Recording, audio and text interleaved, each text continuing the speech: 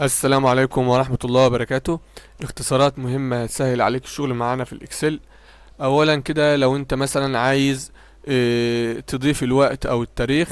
اول حاجة بتيجي مثلا نضيف الوقت كده، لو انت عاوز تكتب وقت الاضافة فبتضغط كنترول وحرف كنترول وشيفت وبعدين حرف الكاف، النقطتين اللي فوق بعض دول او حرف الكاف هيبدأ يضيف لك الوقت.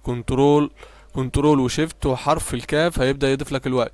لو انت عاوز تضيف التاريخ فبتضغط كنترول وكاف بس، بتضغط كنترول وكاف بس بيضيف لك التاريخ.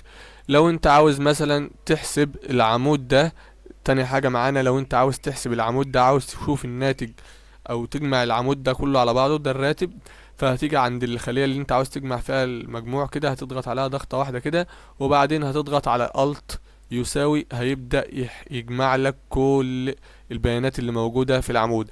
طيب لو انت عايز تضيف عمود، لو انت عاوز تضيف قصد صف او تمسح صف، فبتيجي كده تحدد الصف.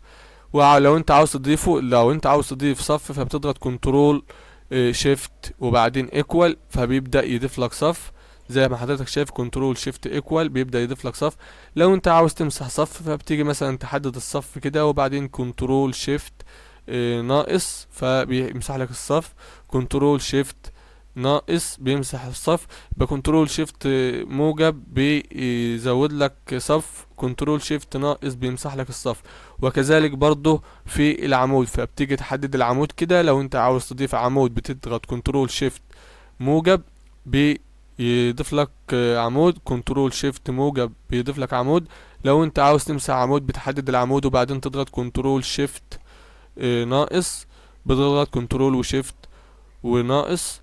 رابع حاجة معانا لو انت مثلا عاوز تظلل العمود ده او عاوز تظلل الخانة دي، مثلا انت واقف هنا وعاوز تعرف، عاوز تظلل العمود اللي انت واقف عليه، فمثلا بتضغط كنترول سبيس فبيبدأ يظلل لك العمود.